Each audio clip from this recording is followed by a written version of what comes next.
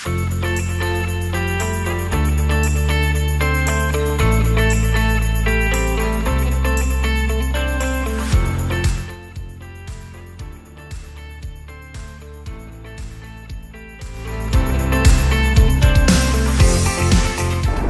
tangguh, saya Danang Samsu, Kepala Bidang Pencegahan dan Kesiapsiagaan BPDIY.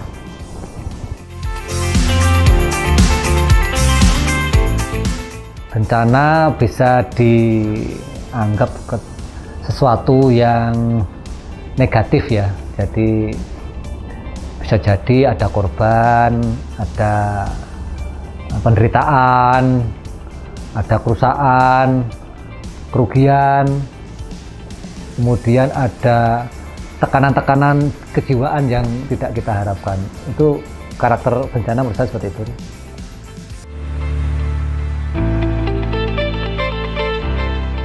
Jadi kalau bencana secara pribadi, diri sendiri dan keluarga belum pernah kebanjiran, belum pernah rumahnya roboh ya. Tetapi kemalingan pernah. Ya pernah kemalingan itu mungkin itu juga bencana di keluarga saya.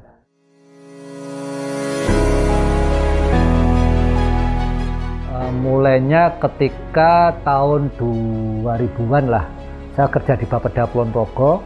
Di sana saya menangani banyaknya kejadian tanah longsor dan adanya malaria di perbukitan Menoreh. Nah, mulai di situ baru, oh bencana itu seperti ini ya, bencana dan pembangunan itu selalu beriringan. Nah, kemudian tahun 2006 saya pindah di Bapeda DI Jakarta, bulannya Mei tanggal 26, tanggal 27-nya itu gempa di Bantul. Pada waktu itu saya langsung ke kantor, kan pada waktu itu masih Sabtu libur itu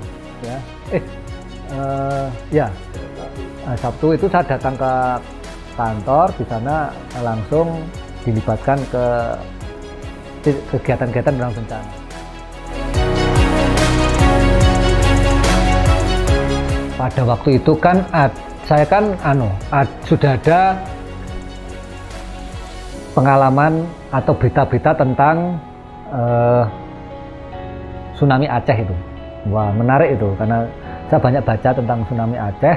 Pada waktu itu saya pastikan pagi kan gempa, kemudian saya banyak orang ketakutan di kompleks saya lihat rumah saya nggak ada, cuma retak dikit-dikit, tetapi muncul isu. Lah saya langsung ke jalan-jalan itu, langsung ternyata banyak yang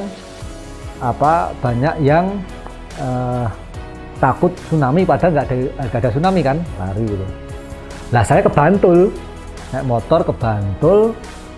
Saya mendapati ketidakberdayaan. Pada waktu itu saya melihat banyak orang panik, teriak-teriak, menangis. Ada orang keluar dari reruntuhan, tapi saya nggak bisa ngapa-ngapain gitu. Cuma ada orang yang ya, saya lihat itu berdarah-darah lah gitu, tapi nggak bisa nolong. Bencana itu seperti ini. Ternyata apa yang membuat saya itu kemudian menggeluti kebencanaan, ada data, hanya 1 menit lah peristiwa gempa, kita itu kehilangan aset yang cukup banyak, kalau tidak salah 29 triliun dari satu kejadian yang bencana yang menurut saya itu tidak terlalu besar sebenarnya, kan skalanya cuma 5,9 skala Richter. Nah, apa yang menyebabkan? Nah, ketika itu kita menghadapi ketidakberdayaan berupa apa? Ya tadi, kemampuan, keterampilan, dan pengetahuan kita dari bencana sangat kurang. Karena background saya kan arsitek, saya tahulah bangunan yang kuat terhadap gelombang gempa itu seperti apa kan gitu, sehingga saya nggak panik gitu loh. Kalau bangunan kita kokoh, ya kita akan aman. Kemudian yang kedua, informasi tentang tentang pengalaman membaca informasi terkait dengan tsunami Aceh itu. Nah itu gimana ya? Ada unsur ada orang yang menderita, tapi bukan kita. Itu kadang-kadang berpengaruh juga loh ya. Keluarga saya aman gitu, tapi ada orang itu, saya ada rasa bersyukur, kok bukan saya. Sehingga pengen lihat aja, kemudian masuk. Ternyata ya itu di luar sadar sih.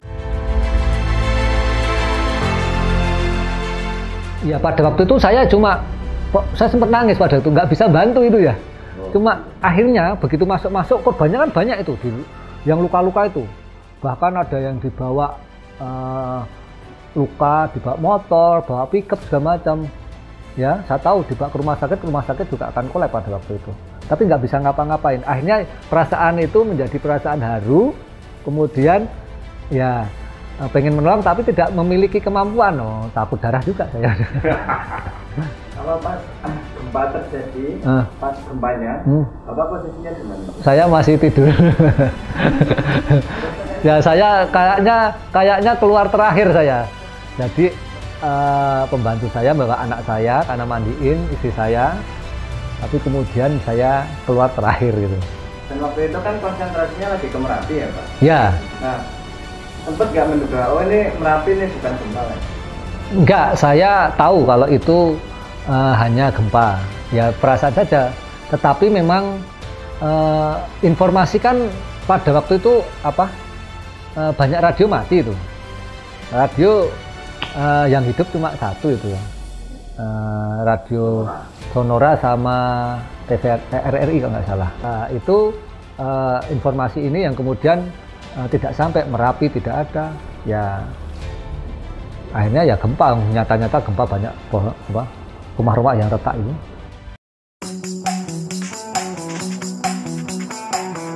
Nah kemudian kan di Bapeda saya itu, akibatnya saya itu hampir setiap hari itu tidak ngurusi perencanaan pembangunan, tapi ngurusi respon gempanya. Jadi saya banyak berkutat tentang, saya cerita dulu ya, berkutat bagaimana pemulihan pasca gempa, kan gitu. Pemulihan pasca gempa, kemudian baru pada waktu pemulihan pasca gempa muncullah banyak teman memberitahu bahwa menanggulangi bencana tidak pada saat pemulihan, harus kita cegah. Kemudian banyak teman-teman dari NGO X mana Aceh itu mengajari tentang pengurangan risiko, bagaimana mengintegrasikan pengurangan risiko dalam perencanaan pembangunan, kan gitu ya. Nah, kita sudah mulai nih, apa saja ancamannya di Jogja, salah satunya Merapi segala macam, tapi kita sudah cukup referensi. Nah kemudian saya tahun 2009 terpilih malah sebagai koordinator ketua forum PRB DIY, mengkoordinasikan pentahelik itu, lembaga-lembaga yang bekerja sama dalam pengurangan risiko bencana. Nah kan tambah itu teman-teman yang membantu itu, termasuk pada waktu itu menghadapi Merapi. Cuman bedanya pada waktu Merapi itulah kita tidak boleh takabur, ada unsur ketidakpastian. Karena pada tahun 2006 kan sebenarnya Merapi juga meletus tuh. Kemudian letusannya kecil, tetapi 2010 semua di luar skenario. Yang dulunya letusannya kecil ternyata letusan terbesar, katanya selama 100 tahun terakhir itu yang terbesar ya 2010 itu.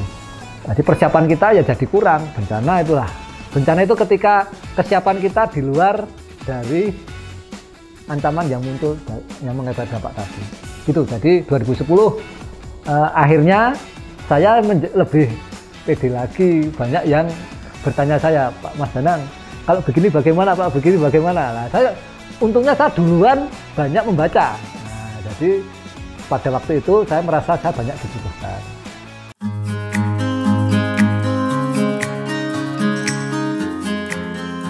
Kan kita pada waktu gempa, kita kan dikenal bagaimana komando, bagaimana koordinasi, bagaimana beri dukungan ya kepada komando. Pada waktu itu kita diajari oleh lembaga internasional dan UN ya, klaster ya, klaster penanggulangan bencana yang dulu awalnya dikoordinir UN OCHA dan UN yang lain. Tetapi 2010 karena saya menjadi koordinator forum, kita sudah informasi kita memberitahu pada lembaga-lembaga internasional, oke, lokal cukup mampu menjalankan pola-pola koordinasi seperti itu, sehingga pada waktu itu kami dari Forum PRB mengembangkan klaster yang banyak pemimpin klasternya dari lokal. Nah, lokal, kemudian kita mengorganisir sumber daya ini bersama-sama menjadi satu tujuan mengatasi gap permasalahan penanganan bencana Merapi pada waktu itu. Tapi pada waktu itu kan sudah ada BNPB itu 2010. Nah, jadi ada posko BNPB di di Pusdalop sekarang ini, tapi kemudian ada unit cluster coordination di forum PRB. Nah itu kerjasama, dan itu lebih bagus di 2010. Internasional untuk melihat saja.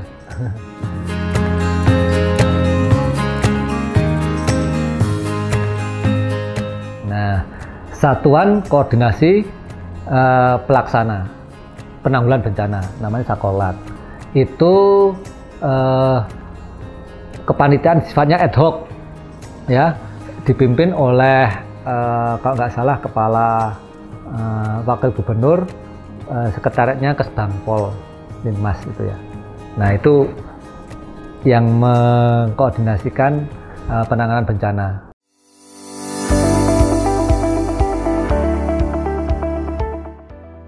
Karena tadi saya banyak mendapatkan informasi dan data, kemudian Yogyakarta ini ada bencana besar ya. 2010 itu kan ada 3 bencana besar saat bersamaan ya, berdekatan ya. Ayo Wasior, berarti Wasior, Mentawai sama Jogja. Nah, banyak pejabat teras tinggi BNPB kan berkantor di kita.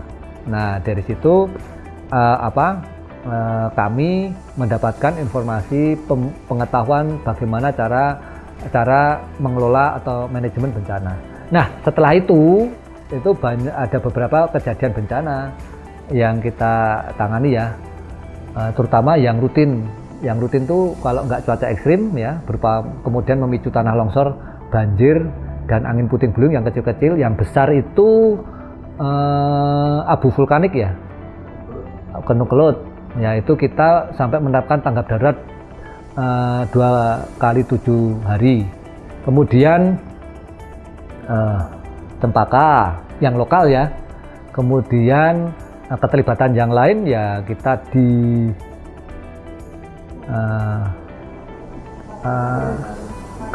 kekeringan ya, kekeringan ada. Kemudian pemadaman api hutan, kebakaran saya terlibat di Sumatera Selatan ya, Palembang itu, sama di Palangka itu Kalimantan Tengah ya. Kemudian membantu wilayah lain itu di Lombok sama Palu.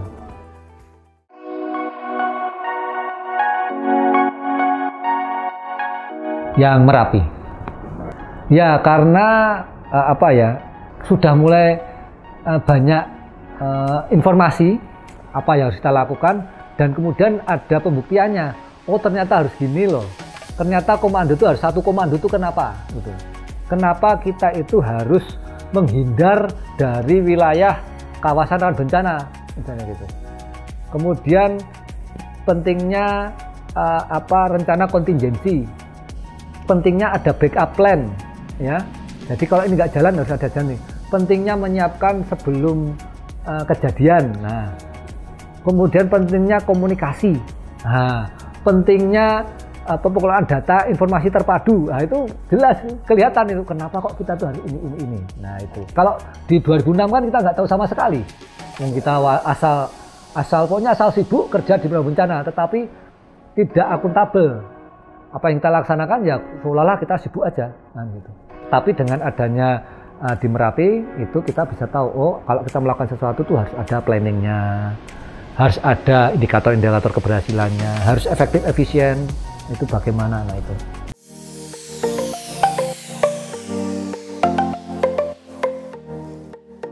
Kita tinggal di kawasan yang memiliki risiko bencana, ya, beda-beda ya. Jadi itu harus menjadi kesadaran kita, ya. Bencana bisa datang kapan saja tanpa bisa kita duga. Tapi tahunya kapan kadang-kadang kita nggak tahu, sehingga kita harus dengan kesadaran itu kita harus punya pengetahuan dan keterampilan menghadapi situasi tersebut. Ya, pertama dari diri kita dulu lah. Kalau kita bisa dengan semakin banyaknya pengetahuan dan keterampilan kita, risiko bagi diri kita menjadi semakin kecil. Nah, setelah kita bisa mengelola diri kita, baru kita pastikan lingkungan terdekat kita, keluarga, kemudian tetangga-tetangga kita, ya itu saya rasa itu bermanfaat. Sehingga kalau itu menjadi kesadaran kolektif, saya rasa lebih mudah lah pemerintah itu mengelola situasi kebencanaan. Kemudian bisa terlibat dalam upaya-upaya kemanusiaan ya, terutama pada pra ya. Jadi kita lebih baik mencegah daripada kita menangani pada kondisi situasi bencana tanpa ada persiapan ya. Kemudian yang terakhir sebenarnya siapkan rencana cadangan itu aja ya, karena tadi kita nggak tahu kapan saja ya, berarti kita harus berandai-andai kalau ada ini apa yang harus kita siapkan itu, termasuk asuransi ya, itu juga penting ya. Pengalaman di gempa 2006 aja ada yang untung itu, yang lainnya bangkrut, tetapi karena dia itu punya asuransi malah dia dapat penggantian ya, lebih dari ketika bangunannya runtuh. Nah kan gitu. Jadi kalau kita punya persiapan, saya rasa kita lebih baik dan dalam keadaan yang lebih aman. Salam tangguh.